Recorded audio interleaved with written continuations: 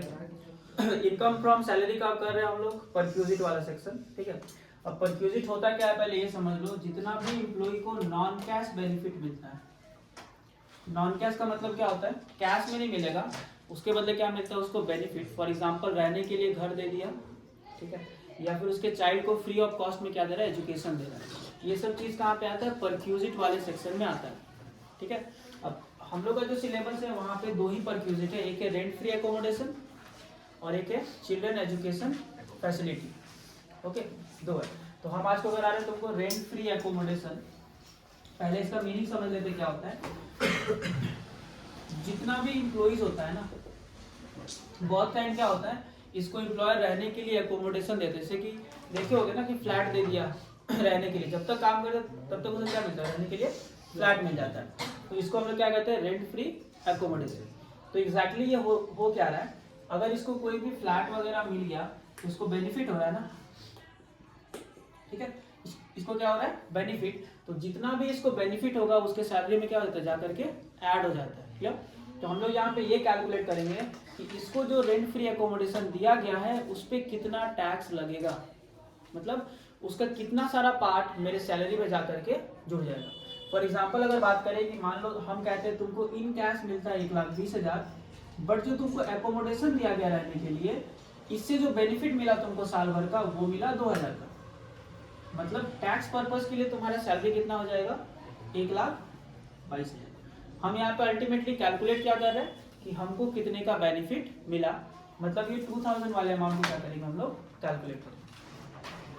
तो देखो rent free accommodation जो सेक्शन में आता है वो है 17(2) एंड रूल 3(1). इसका सेक्शन याद रखना, सेक्शन 17(2) एंड रूल क्या है 3 सब रूल 1।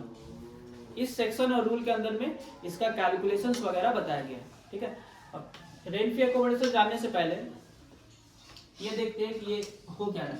एक्चुअली क्या होगा, जब एम्प्लॉय को रेंट फ्री एकोमोडेशन देता है तो वो दो टाइप का होता है। टाइप 1 इसको कहते हैं हम लोग अनफर्निश्ड, ठीक है, एंड टाइप 2 जिसको कहते हैं हम लोग फर्निश्ड। फर्निश्ड वाले में क्या होगा, एकोमोडेशन के साथ साथ बहुत सारा फर्नीचर्स वगैरह क्या रहेगा, हो जाएगा। अनफर्निश्ड में क्या मिलता है, तुमको एक खाली घर मिलेगा, बट फर्निश्ड वाले का अगर बात करें तो घर के साथ साथ क्या मिलेगा तुमको, फर्नीचर। मतलब जो भी एकोमोडेशन मिलता है रहने के लिए वो दो टाइप का होता है। पहले वो कहते हैं हम लोग अनफर्निश्ड और एक का नाम क्या है, फर्निश्ड। अनफर्निश्ड में क्या मिलता है, तुमको एक खाली घर मिलेगा, और फर्निश्ड में क्या मिलेगा, घर के साथ साथ फर्नीचर्स भी मिलेगा, ठीक है। तो दोनों एकोमोडेशन का वैल्यू क्या रहेगा, कम और ज्यादा रहेगा। अनफर्निश्ड का थोड़ा कम और फर्निश्ड का थोड़ा ज्यादा, ठीक है।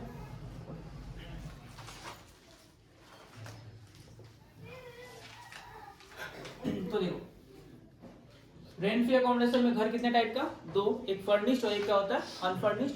अनफर्निश्ड में क्या होगा, सिर्फ खाली घर मिलेगा, और फर्निश्ड में क्या मिलेगा, घर के साथ साथ फर्नीचर, ठीक है। उसके बाद आते हैं कि जितना भी इम्प्लॉइज जो होता है ना, इम्प्लॉय मतलब समझ रहे हो तो जिसको सैलरी मिलता है, जिसका कैलकुलेशन हम लोग करते हैं, वो कितने टाइप का होता है, वो दो टाइप का होता है। पहला होता है गवर्नमेंट और दूसरा होता है नॉन गवर्नमेंट, ठीक है। तो जितना भी एम्प्लॉइज होता है वो कितने टाइप का होता है, दो टाइप का। पहला गवर्नमेंट और दूसरा क्या होता है, नॉन गवर्नमेंट। लेकिन अगर कोई ऐसा एम्प्लॉय हो जो सेमी गवर्नमेंट है, मतलब थोड़ा गवर्नमेंट और थोड़ा कॉन्ट्रेक्चुअल बेस में है, तो उसको भी याद रखना हम लोग गवर्नमेंट वाले पार्ट में रखते हैं, ठीक है।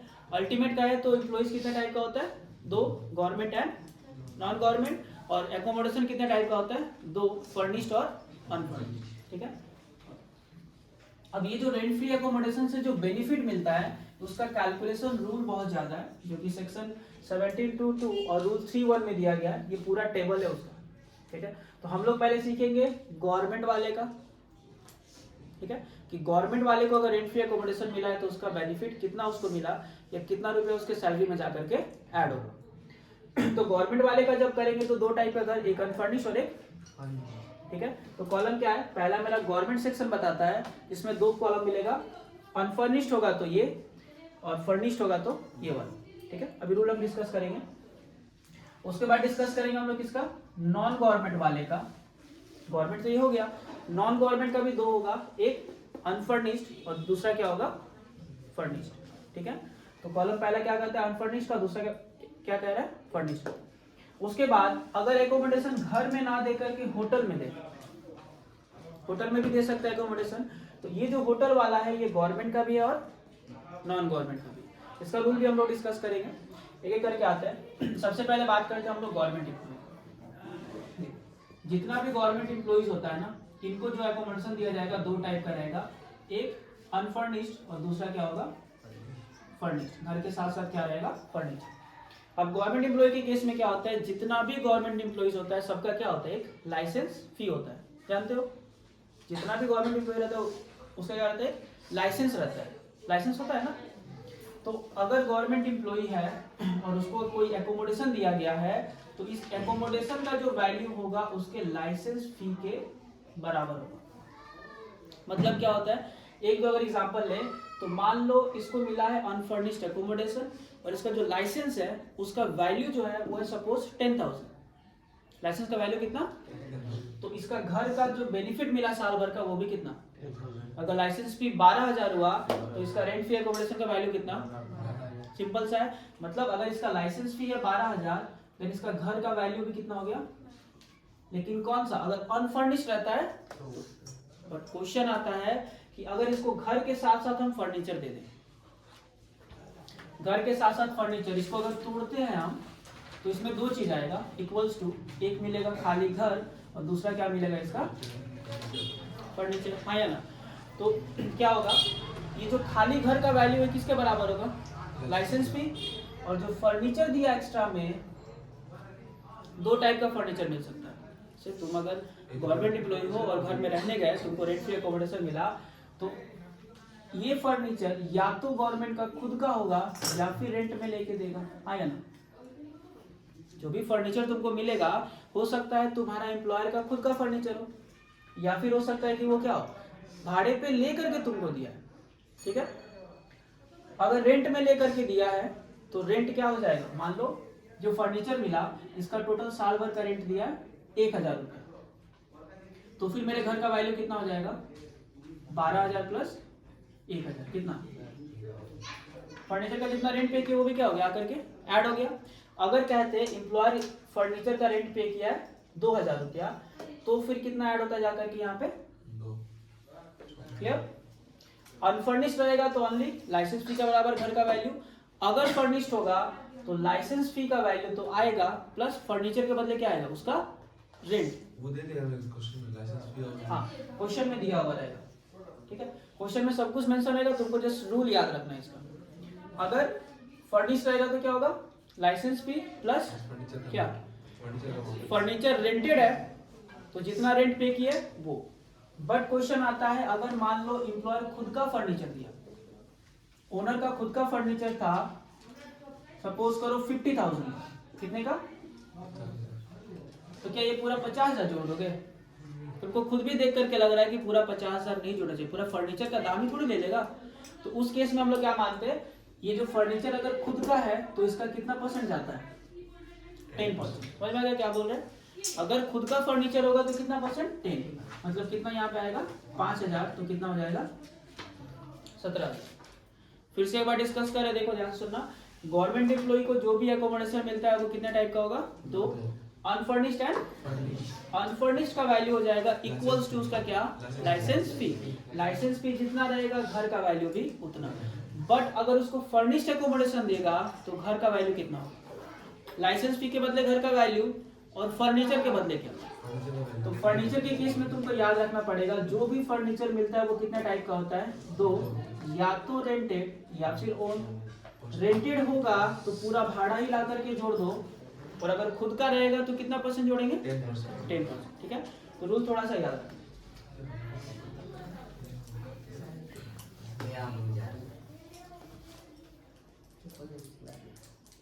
देखो रेंट फ्री एकोमोडेशन पहला गवर्नमेंट का लिखा गया, अनफर्निश्ड रहेगा तो किसके बराबर हो जाएगा लाइसेंस फी के बराबर। उसके बाद अगर बात करें फर्निश्ड का तो यहाँ क्या लिखा गया, कॉलम नंबर 2 में जो है ये column number 1, column number 2, column number 3, ये जो 2 में अमाउंट आएगा मतलब 12,000 के साथ क्या जोड़ देंगे 10% ऑफ फर्नीचर, अगर खुद का रहा तो 10%, या फिर क्या हायर चार्ज मतलब रेंट में लिए तो भाड़ा। कोई एक ही जुड़ेगा, या तो 10% या फिर भाड़ा, क्योंकि या तो खुद का होगा या फिर रेंट में लेकर के देंगे। दूसरा, ये तो गवर्नमेंट का डिस्कशन हो गया। अब आते हैं नॉन गवर्नमेंट एम्प्लॉइज के केस में क्या होता है। अगर नॉन गवर्नमेंट एम्प्लॉय हो, ठीक है, तो इसको भी जो एकोमोडेशन मिलेगा वो कितने टाइप का होगा, अनफर्निश्ड एंड दूसरा कौन सा, ये क्लियर है। नॉन गवर्नमेंट में कितने टाइप का होगा, अनफर्निश्ड और दूसरा क्या होगा, फर्निश्ड। अनफर्निश्ड का केस में भी दो कंडीशंस आता है, खुद का घर या फिर रेंटेड घर। थोड़ा गौर करना है। अगर ये क्या होगा, गवर्नमेंट नहीं, कौन सा कर रहे हैं हम लोग, गवर्नमेंट का उतना ही रूल था, रूल एकदम अच्छे से याद होना चाहिए। अगर प्राइवेट का बात करें तो एकोमोडेशन कितने टाइप का, दो, अनफर्निश्ड एंड फर्निश्ड। यहाँ पर क्या होगा, इसका जो प्राइवेट एम्प्लॉइज को जो मिलता है ना अनफर्निश्ड या फर्निश्ड भी, वो दो टाइप का होगा, या तो खुद का या फिर किसका होगा। अगर खुद का है तो यहाँ पे थोड़ा सा दिमाग लगाओगे, यहाँ पे हम लोग क्या लिखते हैं, पॉपुलेशन के बेस में काउंट होता है, जहाँ पे रहता है वहां का जनसंख्या का बेस में। और अगर रेंटेड है तो रेंट के बेस में होगा। जैसे मान लो नॉन गवर्नमेंट एम्प्लॉय, ओन का मतलब क्या हो, यहाँ दो दिखे, एक ऑन और एक रेंटेड। अगर ओन्ड है मतलब खुद का अगर होता है, एम्प्लॉय कौन सा, नॉन गवर्नमेंट, और एम्प्लॉयर जो उसको घर दिया वो किसका है, ओनर का खुद का घर है। उस कंडीशन में क्या होगा, जिस जगह में उसको घर दिया गया है, जिस जगह में उसको घर दिया गया है, अगर उसका पॉपुलेशन 25 लाख से क्या हो ज्यादा, देखो सिंपल सा, 25 लाख से पॉपुलेशन अगर ज्यादा होगा तो फिर सैलरी का 15% हो जाएगा घर का वैल्यू, सैलरी का 15%। सैलरी का मीनिंग बताएंगे, यहाँ पे लिखे हुए, फिलहाल अभी समझो सैलरी का कितना हो जाएगा, 15%। Non government employee, accommodation owned मतलब एम्प्लॉयर का खुद का घर, उस केस में क्या देखते हैं हम लोग, ये पूरा पॉपुलेशन बेस्ड है। 25 लाख से ज्यादा तो सैलरी का कितना, 15, फिर आता है 10 लाख से ज्यादा और 25 लाख तक अगर आएगा तो सैलरी का कितना, 10% घर का वैल्यू। थर्ड, अगर पॉपुलेशन 10 लाख तक हो, अप टू 10 लाख, वहां का जनसंख्या अगर कितना 10 लाख तक होगा तो सैलरी का कितना परसेंट घर का वैल्यू हो जाएगा, 7.5%। बट क्वेश्चन आता है कि अगर अनफर्निश्ड का ये वैल्यू है ना, अगर फर्निश्ड कहेगा तो क्या करेंगे। अगर फर्निश्ड एकोमोडेशन दे तो यहां पर जो वैल्यू निकलेगा उसके साथ फर्नीचर का 10% या फिर रेंट। मतलब अगर यही वाला घर उसको फर्निश्ड देता तो फिर क्या होता, घर के बदले तो ये वैल्यू आ गया, और फर्नीचर के बदले सेम रूल, फर्नीचर का 10% या जोड़ दो या फिर क्या उसका रेंट। ठीक है, ये वाला में सेम रहेगा, इसलिए डू करके लिखा हुआ है। मतलब इस कॉलम में जो अमाउंट आएगा उसका क्या जोड़ देना, या तो फर्नीचर का 10% या फिर उसका रेंट। ठीक है, फिर से बता देते हैं, नॉन गवर्नमेंट एम्प्लॉई, घर किसका, ओनर का। ठीक है, उस कंडीशन में हम लोग क्या देखेंगे, वहां का पॉपुलेशन। पॉपुलेशन क्या, अगर 25 लाख से ज्यादा तो सैलरी का कितना परसेंट घर का वैल्यू, 15। 10 लाख से ज्यादा 25 लाख तक 10%, तो सैलरी का कितना, 10%। थर्ड कंडीशन, अगर अप टू 10 लाख हो तो सैलरी का कितना परसेंट, 7.5%। क्लियर। और अगर इसको फर्निश्ड एकोमोडेशन दे तो क्या हो जाएगा, यहाँ पर जो वैल्यू आएगा उसके साथ क्या जोड़ देंगे, रेंटेड रहेगा तो रेंट जोड़ दो, खुद का रहेगा तो उसका 10%। क्लियर। नेक्स्ट आते हैं, अगर नॉन गवर्नमेंट एम्प्लॉई हो और उसका ओनर क्या किया, घर को रेंट में लेकर के घर दिया है, तो उस कंडीशन में हम लोग वहां का पॉपुलेशन नहीं देखते। तब और भी सिंपल रूल है, बोल क्या रहे हैं, कौन सा एम्प्लॉई और घर कौन सा, मतलब नॉन गवर्नमेंट, तुम जहां काम करते हो वो नॉन गवर्नमेंट बिजनेस है, बट ओनर क्या किया है, रेंट में लेकर के तुमको घर दिया है। उस कंडीशन में तुमको जो घर का वैल्यू निकालेंगे, कैसे निकालेंगे, लोअर ऑफ का मतलब क्या होता है, 2 पॉइंट का डिस्कशन करेंगे, इनमें से जो छोटा वाला होगा वही क्या हो जाएगा, घर का वैल्यू। तो किस चीज का लोअर हो जाएगा, या तो सैलरी का 15% फिक्स एकदम, या तो सैलरी का कितना 15%, या फिर जो वो रेंट पे, रेंटेड लिया तो सिंपल सी बात है रेंट तो पे करेगा, तो यहाँ पे कितना ऑप्शन मिलेगा, दोनों में से जो छोटा होगा वो क्या हो जाएगा, घर का वैल्यू। या तो सैलरी का कितना 15% या फिर rent paid whichever is lower. For example मान लेते हैं सैलरी का 15% आया 10,000, सैलरी का 15% आया कितना 10,000, क्या, और रेंट पेड किया है जितना भी टाइम में रहा उस टाइम में 8,000 का, तो घर का वैल्यू कितना? 8,000 मतलब लोअर वाला आ जाए। ठीक है, नॉन गवर्नमेंट को फिर से बता देते हैं। अगर कोई भी नॉन गवर्नमेंट एम्प्लॉय रहेगा तो उस कंडीशन में घर कितने टाइप का?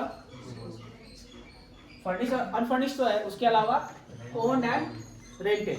खुद का घर रहेगा तो क्या 25 लाख से ज्यादा पॉपुलेशन पे कितना 15, 10 से 25 रहेगा तो 10, अप टू 10 लाख तो क्या हो जाएगा 7.5%। लेकिन घर को अगर रेंट में लेकर के देगा तो फिर दो ऑप्शन है, या तो सैलरी का कितना 15% या फिर rent paid whichever is lower.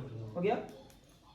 उसके बाद नेक्स्ट आते हैं, अगर उसको होटल में एकोमोडेशन दे तो ये जो लास्ट वाला कॉलम है ये बताता है गवर्नमेंट का भी और नॉन गवर्नमेंट का भी। अगर मान ले एम्प्लॉय को एकोमोडेशन जो दिया गया वो कहाँ पे दिया गया? होटल। तो सिंपल सा बताओ, होटल में अगर उसको रहने को मिलता है तो क्या वो फर्निश्ड होगा कि अनफर्निश्ड होगा? ऑलवेज फर्निश्ड होगा, इसलिए यहाँ पे हम कोई डिवीजन नहीं किया। होटल में अगर मिलेगा तो ऑलवेज क्या हो जाएगा? फर्निश्ड। यहाँ पे एक रूल याद रखना है कि अगर तुमको एकोमोडेशन होटल में दिया गया है, ठीक है, और तुम रहते हो अप टू 15 दिन, होटल में कितना दिन रहने के लिए दिया? बहुत बात है, तुमको यहाँ से कहीं और भेज रहा है तो तुमको घर नहीं मिला तो बोला तुम होटल में रह लो। ठीक है, 24%। हाँ, तो होटल में अगर तुम अप टू 15 दिन रहते हो, होटल में कितना दिन? 15 दिन तक रहोगे तो कुछ टैक्स मतलब सैलरी में तुम्हारा ऐड नहीं होगा, मतलब परक्यूज का वैल्यू क्या हो जाएगा? नील। लेकिन जहां तुम 15 दिन से एक भी दिन ज्यादा रह गए, 15 दिन से एक भी दिन क्या रह जाओगे अगर ज्यादा, तो उस कंडीशन में क्या होगा? देखो पहले क्या लिखा है, ऑलवेज फर्निश्ड रहेगा घर, हाँ या ना? दूसरा, up to 15 days tax free, 15 दिन तक होटल में रहोगे तो कोई भी टैक्स नहीं लगने वाला है। लेकिन अगर एक्सीड करता है 15 दिन से, मतलब 16 दिन अगर हो गया तो फिर क्या हो जाएगा? सैलरी का कितना परसेंट तुम्हारे ऐड हो जाएगा? सैलरी का 24%। देखो ये स्पेसिफिक रूल है, ये पूरा तुमको रटना ही पड़ेगा, कोई ऑप्शन नहीं। फिर से अच्छा, इसको पहले डिस्कस कर लेते हैं फिर एक बार करेंगे हम लोग। अब यहाँ पे जो सैलरी इतना डिस्कशन किए, यहाँ सैलरी का मतलब क्या होता है रटने का जरूरत नहीं है। सैलरी में एग्जैक्टली आएगा क्या? इसका सैलरी में हम लोग जो फॉर्मेट किए, फॉर्मेट याद है? 3 पार्ट बताए थे, एक बेसिक वाला पार्ट, अलाउंसेस वाला पार्ट और एक परक्यूजिट वाला पार्ट, हाँ या ना? 3 पार्ट बताए थे ना। इसका जो सैलरी होगा उसमें क्या क्या आएगा? ये बेसिक वाला पार्ट पूरा, अलाउंसेस वाला पार्ट पूरा, परक्यूजिट वाला पार्ट नहीं आएगा। ग्रॉस सैलरी निकालते थे हम लोग। ओके, परक्यूजिट का ही कैलकुलेशन कर रहा है, रूल याद रखो फिर हम डिस्कस करते हैं। मतलब इसके सैलरी में एचआरए का सैलरी अलग था और इसके लिए सैलरी क्या हो जाएगा? अलग। तो इसका सैलरी में क्या क्या आएगा? फर्स्ट वाले पार्ट का कितना था? सब आएगा। अलाउंसेस वाले पार्ट का टैक्सेबल वाला पोर्शन पूरा आएगा, परक्यूजिट वाला नहीं है। Gross salary but perquisite minus करते हैं। बट थोड़ा सा एक्सेप्शन है, हाँ थोड़ा सा एक्सेप्शन है। एक्सेप्शन क्या है? बेसिक वाले पार्ट का सब आएगा, किसको छोड़ करके? देखो, dearness not part of retirement benefit. यहाँ पे जो हम लिखे ना कि सैलरी में क्या क्या नहीं आता है नेगेटिव, क्योंकि पॉजिटिव में बहुत सारा लिस्ट आएगा, हम नेगेटिव बता रहे कौन कौन सा नहीं आएगा। पहली बात कौन सा नहीं आया? परक्यूजिट सैलरी में नहीं आएगा, तो परक्यूजिट कटा। दूसरा, dearness not part of retirement benefit, याद रखना डीए अगर रिटायरमेंट बेनिफिट होगा तो आएगा सैलरी में, otherwise employer's contribution to provident fund, जो फर्स्ट वाले सेक्शन में मिलेगा, अगर एम्प्लॉयर का कंट्रीब्यूशन है प्रोविडेंट फंड में तो वो भी नहीं आएगा सैलरी में, बाकी पोर्शन सब आएगा। आएगा मतलब क्या बोले कि हम ये दोनों आएगा ना, सिर्फ किसको छोड़ करके उस पर ध्यान दो। DA not part of RB, ठीक है, ये नहीं आएगा। एम्प्लॉयर्स कंट्रीब्यूशन टू पीएफ नहीं आएगा। एग्जम्प्टेड अलाउंसेस, जितना अलाउंसेस पे छूट मिल जाता है हमको वो वाला नहीं है। और लास्ट हो गया परक्यूजिट। परक्यूजिट भी क्या होगा? सैलरी में नहीं काउंट होगा। ठीक है।